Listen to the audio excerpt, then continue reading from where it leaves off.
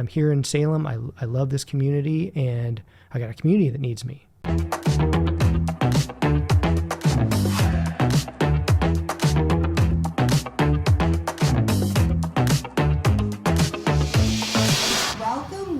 Welcome to another episode of Positivity with Priscilla, a show that focuses on gratitude and tips of how to be and remain positive during today's climate.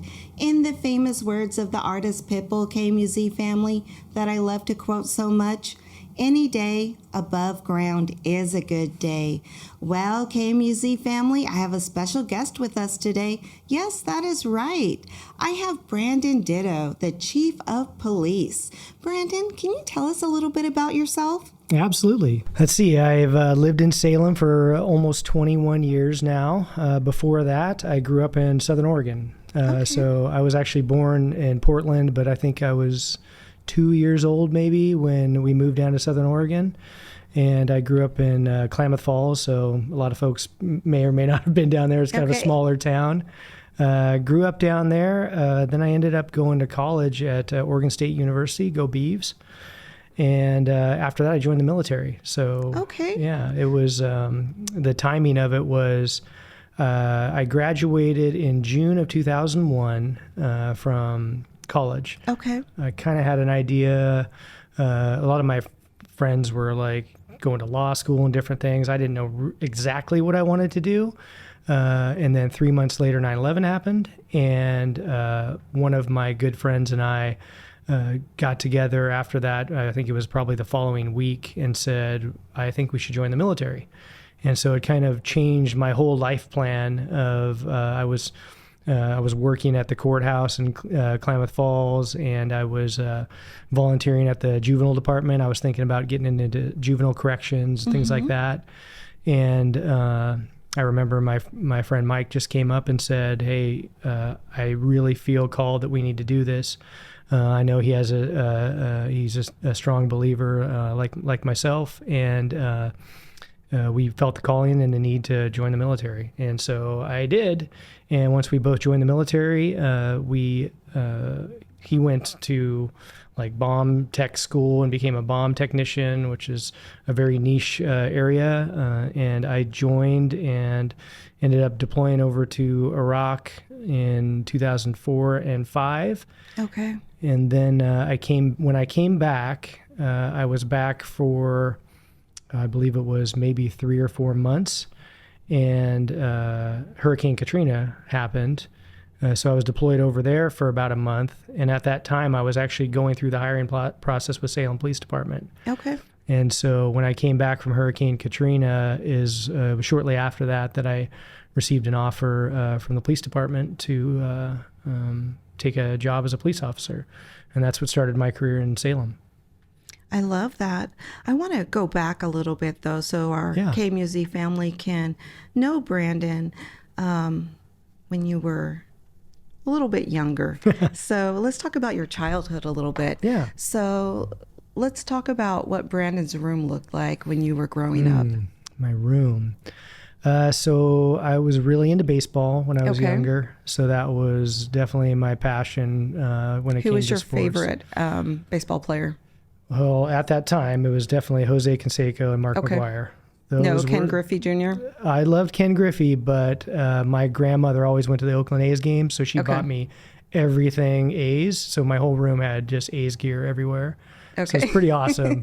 So between Canseco, McGuire, the Bash brothers, they would hit home runs and lock elbows and stuff. So that became a thing. So when I was like 10 years old, I had my buddy Jamie and I were the Bash brothers. We'd hit a home run in the same game, each of us. And so we were the Bash brothers. So you played baseball? Yeah. Yeah, it was. It started when I was, I think, 9 is when first year I actually played league baseball. What position? Man, all over. Most of my time though was as a catcher. Nice. And so yeah, I caught for most of my high school career and middle school, things like that. Yeah. Were you pretty good? I was okay. Yeah, we did pretty well. I was on some good teams, I can tell you that. So my junior year in high school, we won the 4A state championship in Oregon. So we had a really good team. We had one of our pitchers went pro. just incredible folks. And so that was really fun. That was I bet. most accomplished year, I guess, that we had. So let me ask you this. Did you ever get any injuries? I did. My knee, because when you're a catcher, you're constantly up and down. And I remember I would start to get knee problems. And so, half the time I'm wearing a brace or something like that. But, it just kind of over time, you just absorb it and work through it. And by my senior year, I really didn't have the knee problems anymore. I think it was just earlier on at that adjustment period. But yeah. Do you miss it? Yeah. Yeah, I think that's one of those things, I played some softball in college, with some friends, and did some of that. Even I remember my first year at the police department, we had like a kind of a police department team that was part of the little tournament teams that play out at Wallace Marine. We did that. It was so much fun. And, life just kind of gets in the way, and you don't get as much time to do that. So tell me, do you have any siblings? I do. I have one sister. She lives up in the Portland area. She's my older sister, and she's my buddy, and we were buddies all throughout childhood. I mean, we were, as much as brothers and sisters can be buddies, we're always like wrestling around, slapping at each other, and, things like that. But so what was life growing up with her like? So we used to ride bikes together a lot. That was a big thing for us. We lived, when we were really young, we lived up an area of Mount Pitt Street up in Klamath Falls, and I had a really steep road coming from our house, and we would scream down that thing totally unsafe. No helmets back then, any of that stuff, Right? And we would just be tearing down that. But it was great memories of just doing that with my sister, and then you're walking your bike back up because it's just such a slog. But yeah, it was great. Just things like that, and just hanging out with her. I remember we used to. It's funny, you don't think of these memories very much, but now that you say that, my favorite memory with her that was so much fun is we would be at home, and we had just kind of a long hallway where it's kind of a standard house, like ranch style house, and it had rooms along each side. But we would go to the sink and fill a cup of water and get our feet wet, and we would climb up the sides of the wall, and we loved. We would put our feet on either side of the wall, and we would just kind of hop along. And I don't know why we loved that so much, but we probably did that every day. Oh my for gosh. just the longest time, because we thought it was so funny. We were just playing Spider-Man kind of, right? That's hilarious. Yeah. I don't know why. I don't even know why I just thought of that, but that was, I just remember thinking with my sister, that was just such a fun memory with her. That's awesome. Yeah. So anyways, kind of goofy. Yeah. Oh my gosh. So me and my brother, my mom hated this, but me and my brother's 4 years older than me, we'd get gardener snakes and we would put them in our pockets and bring them home. Oh. And we could put them in the house. And we used to have those little Weeble houses, school houses, and we'd put them in there. We thought it was so fun. Oh, yeah, I can imagine your mom would. Yeah, she would hate that. Oh, my mom would have killed us. If we ever brought a snake in the house, she would have killed us. We had so much fun, though. It's so much fun, yeah. Yeah. Those are good memories. It is, yeah. Do you have a good relationship with your sister now? Yes. Yeah. That's amazing. Yeah, I'd like to see her more, and like to see all my family more than, I guess I do, but we're just so busy, and So I want to know what your best memory growing up was about a holiday for you. Ooh, about a holiday. So I was always partial to Christmas. Gotta love the toys when I was younger.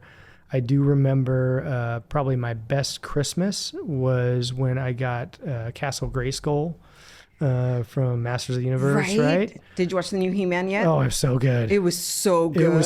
I loved it. I've heard people say different, and I can't even relate. They should make a series of it. It was that good. It was so good. And I'm so mad they made a movie of it, or they shouldn't. Okay, I wanted more of it. Yes. And I'm like, they need to make a series of it. I totally agree. Okay. Totally agree. And it's prepped for that, with Amazon and everything. So I'm like, yeah, but that was I remember getting that, gosh, I guess I must have been probably 7 or 8 years old, something like that. And getting that that castle, and I was like, I've made it. Like, who, how am I ever going to get a toy better than this in my life? Because I had a few figures, they were a little torn up, I'd played with, but once I had that, I was like, this is awesome. This is boss level. Like, so oh my gosh. that was the funnest. I just remember opening it up and it just sitting along the wall, and I was like, can I play with it now? They're like, well, we're still, opening other presents, and I was like, it's right there. Like, but that was a good time. That's awesome. Yeah.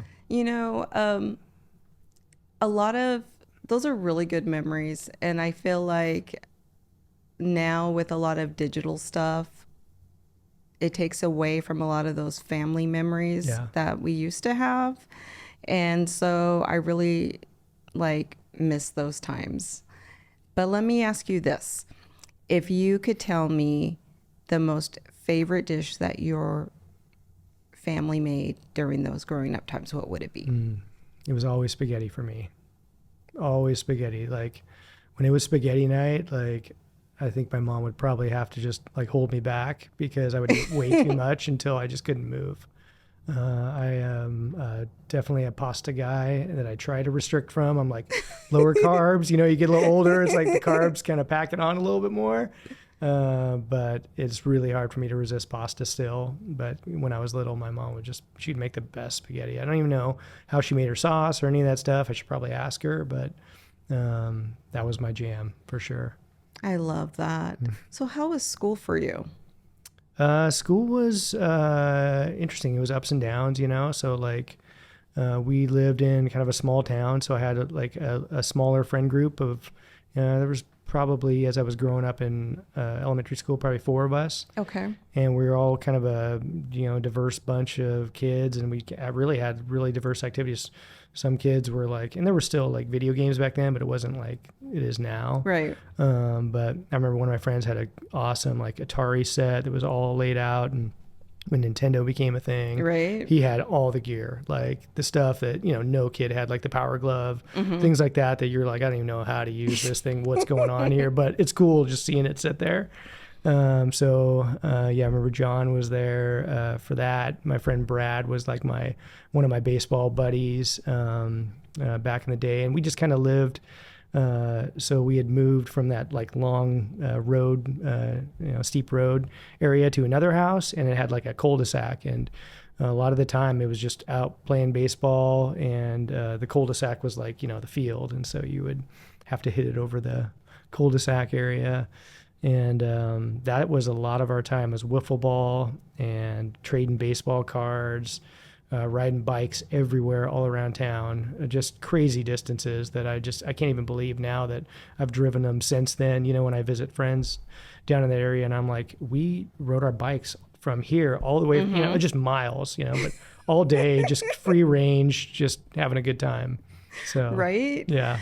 Oh my goodness. So, when you were that age, what did you want to be when you grew up? Did you always want to go into law enforcement, or? I don't think so.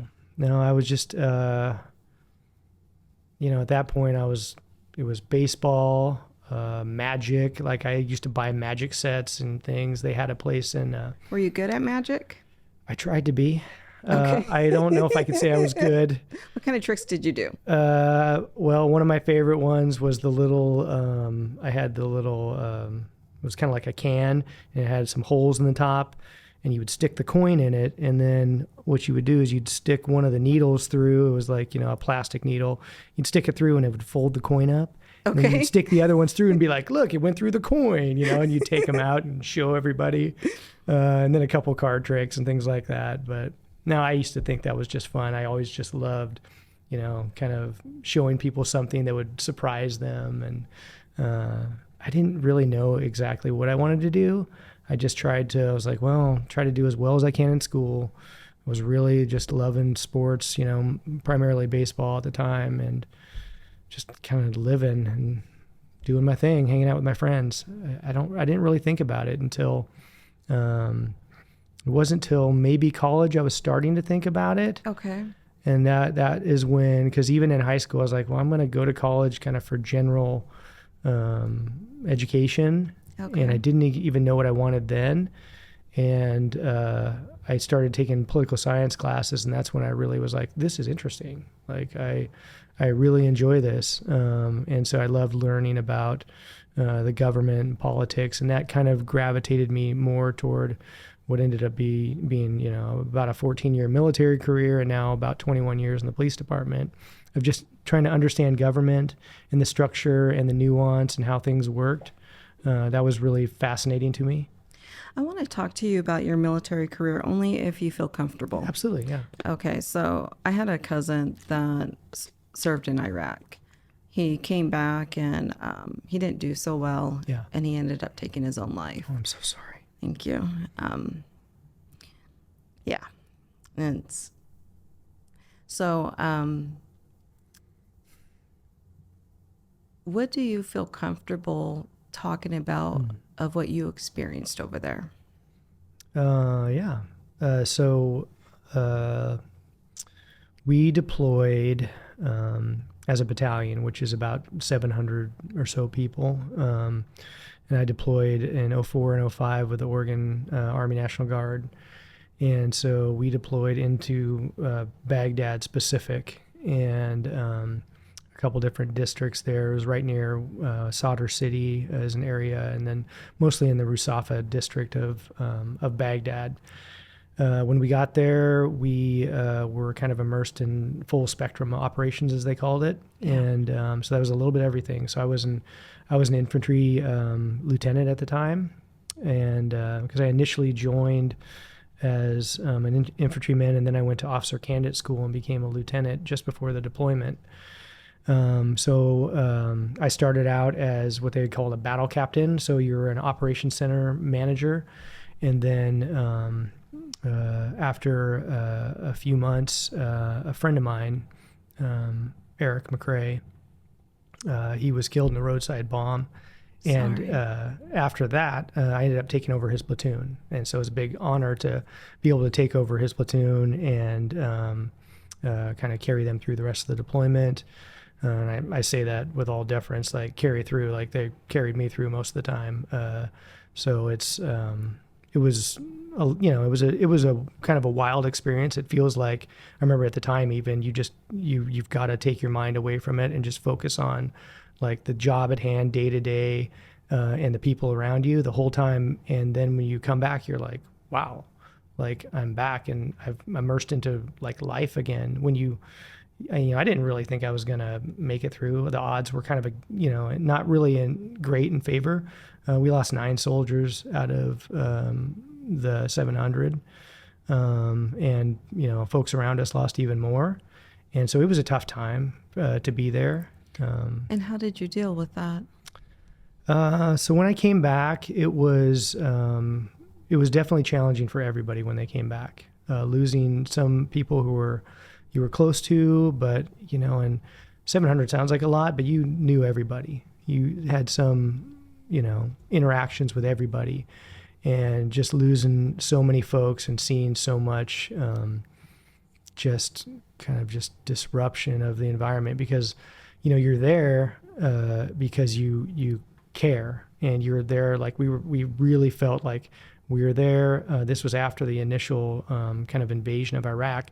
So you're there for stabilization operations, but there's still constant people shooting at you, getting into, as we would call, firefights, things like that, just gunfire. But you're there trying to protect like a community of people who are just war-torn, and you're trying to find ways to connect with a community and help them, and just trying to stay alive in the process. Right. So when we came back from all that, there was definitely a transition period that, for me, the first few months I was luckily had a few friends that we kind of clung together pretty tightly. That helped us through that first few months. There was 4 of us that kind of lived in the Salem area that moved. First, we moved together in a house in Portland for maybe 2 months or so, and then we moved down to the Salem area. And we stayed really close. That was the only thing that I feel got me through, because there was a lot of people that weren't doing well. And, I've lost some very close friends to suicide, folks that it was kind of suicide by alcoholism, suicide by drugs, and a lot of good people that just the transition back just didn't stick. And sometimes it was for a short period of time, and then it didn't stick. I don't know why I was kind of spared from that. I certainly have some trauma that I deal with consistently, but I really feel like that first few months of having a network of people wrapped around me, and I was doing the same for them, that really helped heal me in a lot of ways, because I think with a lot of people, and I think you're probably one of them, is that you can heal yourself by helping others, right? And that was something that I was passionate about. I'm like, oh, my friends need my help. I can't hurt myself. I need to be here for them, right? And I think we feel that way about family, about close friends. And I really felt a duty to, like, I need to be helping everybody else still, right? And, and it's one of those things that can kind of exhaust your senses because you're always kind of on, but it was the only way for me. And I just felt compelled to do that, and felt a real calling that, no, next thing, oh, someone needs a call. I got to check in on somebody. I'd put little notes in my phone. I would put little stickies all over the house of, like, on Thursday, call this person, check in with them, do that, do this, do that. So that kept me going. And then I kind of transitioned through, and really going to Hurricane Katrina after that, there was kind of a relapse of a lot of our folks because it was so shortly after. And you see, I mean, I can't even describe the devastation you see, in Baghdad during those years. It was a terrible time for the country in general. And then going back now stateside and seeing the devastation that happened after Katrina, and going door to door and, trying to help people, and seeing, a lot of gruesome things that had happened. And now here you are back home, trying to frame your mind around that. It was challenging. It was challenging for a lot of folks, and a lot of people that were healing really backslid during that time period. But I got through that, and then I was just kind of oriented on, no, now, I'm here in Salem. I love this community, and I got a community that needs me. And I just kept thinking that, like, press forward, like, just next step. And I would always say that in my mind, like, no, somebody needs me. I can't do anything. I'm not going to harm myself. I don't know how I was spared, honestly, in that, because that's what I feel like. I feel like I was spared because it can happen to anybody at any time with the trauma that they're facing. And I was just one of the lucky ones that was able to process through it. And I'm so sorry you had to go through all that. Thanks. That's a lot. Yeah. It's definitely a lot. And I commend you for the strength you had to move forward. And I commend you for all the work you've done to help all these individuals out here. It's tough. I mean, that's a lot. It's definitely a lot. And I mean, what resources are out there for vets? Yeah. Well, so a lot more now. Okay, right. So at the time, we had like a kind of a transition team that was being developed. And I'll say Oregon, give Oregon as a state a lot of kudos. Governor Kulingoski at the time was an incredible resource for us. I couldn't say enough good things about him advocating for us, and a lot of representatives and senators. They just we really in Oregon felt cared for when we would see other states not cared for, Right. and so there was the development of kind of transformation teams as you're transitioning back stateside, and a real kind of early wrap services like, well, what do you need that can help? And checking in on folks consistently, getting them into counseling, reducing stigmas for just, PTSD and counseling. It was because it was still pretty fresh then. Right. And not everybody knew what to do. There was a lot of, I remember a lot of Vietnam veterans. My father was a Vietnam veteran as well, or is a Vietnam veteran. And they like came around us like I'd never seen. So it was pretty impressive. And so they integrated in a lot of these networks and just reached out and were always there.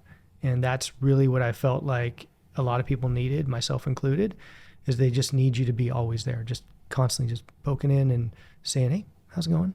You know, because a lot of people are not going to reach out and say, oh, I need help or I need that. But at a certain point, if you have somebody checking in enough, at a certain point, you're just like, I need a little something. I need a little of this, or I need a little time, or, you know, can you help me with this? There's some financials that we need to attend to. There's my family. I'm struggling with. I need some family counseling. My kids, they're not doing well in school. Is there something you can do and help with some tutoring? And finding those little resources that just fit, right? And it's just those little puzzle pieces that kind of keep you together. Right. Yeah, that's a lot. I like how you were talking about how you did almost self-care for yourself, like how you put like stuff on the calendar for yourself, check-in times, and how important that was. So let me ask you this. What do you do now for self-care? Because even though you were doing that then, it's not like it goes away. No. Yeah. Because even though that happened then, you probably still have dealing with stuff now. Yeah. So how do you deal with that now? Unfortunately for my probably total physical health, I do the same thing. Okay. I feel like I'm sometimes an Energizer bunny. Because I just keep going and going. But it is really beneficial to my mental health that I'm always checking in with folks and just always like trying to look out for folks. And I'm not saying I'm like some saint out there doing all these incredible things. There's plenty of people doing a lot more than I'm doing. But it is self-healing to be like, just check in on somebody and see how you doing. And they might even, because then it strikes up a conversation for me. And then we can build some rapport or connect, for folks that I haven't maybe connected with in years, things like that. And it's real medicine. And I've really felt like that is the thing that I've constantly needed. So I think if people weren't picking up the phone for me, when I'm reaching out to try to look out for them, I think that would hit me pretty hard after a while. So, yeah. Yeah. So tell me some things you do to relax. I do, relaxing for me is really music and a lot of micro moments. What type of music? Everything. So, I know iPods aren't as much of a thing anymore. Okay. But it was that playlist with everything from, metal to symphony to rap, hip hop, country music. I have it all. And that is really, because each one of those, it really ties a memory. Some people are really visual with their memories. Mm-hmm. For me, it's music. So when I hear a song, I can remember kind of where I was thinking about it or what point in my life when the song came out. And for some reason that just... So since you're the chief of police, I need to know, give me a rap song. Yeah. I will give some cleaner rap that I listen to, and I'll say my jam when I was younger was Young MC. Okay. And I loved Young MC, Principal's Office, Bust a Move, all of that. And again, like when I think about like that Young MC, I'm like my best friend Hayden when we were growing up. We had a cassette single that we bought, and you probably remember those that you get like one, and then you get like a B-side track that isn't the greatest song that they had. Right. And you throw that thing in, and usually you probably rewind until then, play it again instead of hitting that B-side. But I'd be listening to that, and my buddy and I, we would burn through Young MC. I don't know, we knew every word, every song. Right. And it was really cool. And that was a good memory I had of him when I was younger. Okay. What about do you like any alternative music? Yeah, like what kind of stuff are you thinking? What about any like AIC, Alice in Chains? Oh, yeah. Oh, yes. Oh, you're Okay. talking about like like rock like that. Yeah. Oh yeah. Okay. So that whole grunge Soundgarden. era, yep, that definitely Audioslave. transitioned to me. Yep. Okay. Yeah. Chris Cornell Yes. is Chris Cornell was my favorite. He's just incredible, right? Right. So like So Audioslave was the only like one that I could listen to. I loved every single song. and that voice. Mm-hmm. Oh man. Yes. So yeah, I transitioned, from that kind of '80s hair metal because that was still a jam for me too. Right. But once that grunge era Right. hit, I was fully immersed. I was like Nirvana, Alice in Chains, all that stuff. Bush was kind of in that. I liked mix. Bush, but you know what? I have to say, I think my first, I have to admit, was Metallica. Yeah. So Metallica is incredible, right? They're probably top 5 for me. So yeah. I'm a huge AC/DC fan. That's probably my number one jam. I like that rhythm rock sound. And a lot of people are like, oh, their songs all sound the same, and I'm like, for me, that I love that consistent rhythm that they've got, and so yeah, it's legit. But then I also like Zap. So There you go. right, Mix it up, right? I do. Yeah. And so then I have to tell you a little story real quick. Cool. So my brother was a really good break dancer, and they used to take him around to different schools for competitions. Mm-hmm. And so he taught me how to pop and lock. And Yes. Awesome. so you have to picture this. Instead of getting into a fight, you have to picture this in this neighborhood. I pop and locked against this girl. No. And I won. This is like a But movie. It was like a movie, and I won, and I was so proud of myself. Look at you. Yeah. You can still So, do it. Come on. I'm not going to do it, but yes, That I is can. so cool. Yep, I totally can. So, Reminded me of the movie Breaking back in the day. Right, right. Such a good movie. yeah, and I thought I was so cool. That's legit. They're Yeah. like, we don't fight. Right. We're gonna pop and lock. Right. Competition's on. Yeah. Good for you. Yep. So, That is so fun. KMUZ family, in the studio today we have Gabby the boxer helping record, and I have to tell Gabby, I'm not gonna fight you, Gabby, but I'll break dance against you. Yeah. That competition is going to be on air Right? later. That'll be next week. Awesome. So let me ask you this. If you had to give any tips to our listeners of how to be or remain positive during today's climate, what would it be? Everybody has to find their own thing. Like I said, music is something for me, and I think sometimes folks need. They think that it's got to be something big, right? And what I've found, at least for myself, what works for me, may not work for everybody, is that the little micro moments of healing, like when I can step away and listen to a song and just kind of let my mind relax for even 5 minutes, it recharges me. Mm-hmm. And some people are better with like, hey, I need a vacation. I need 3 weeks, or I need 2 weeks, or whatever it is, just to get away, and that recharges them. For me, it's been really healthy to recharge over time in smaller moments. So each day I take a time to just kind of reflect. And I mean, I wouldn't necessarily say it's meditation, but It's a form of meditation. yeah, right. And you just kind of, it's okay to zone out. It's okay to take a second for yourself and have some self-care. Right. Listen to a little music, relax, go get a massage, go do something that, something you can do every day that keeps you just balanced, right? And for me, it's just not, I don't need long stretches of vacations. A lot of my vacations I take are like kind of a long weekend or something like that. It's not something that I take these long, 3 weeks in Hawaii or something like that. And that would be pretty expensive probably too. But just the micro moments really help me. And I try to maintain that and, share that with other people. Yeah, no, absolutely. And doing self-care is so important because especially in, our day-to-day lives, how everybody gets inundated, so busy with different things and stress. Yeah. And we need to take time. We need to stop and take time for ourselves, because if we can't take care of ourselves, how can we take care of other people? That's so right. So I'm going to ask you a question. Mm-hmm. And you don't have to answer it if you don't want to. Okay.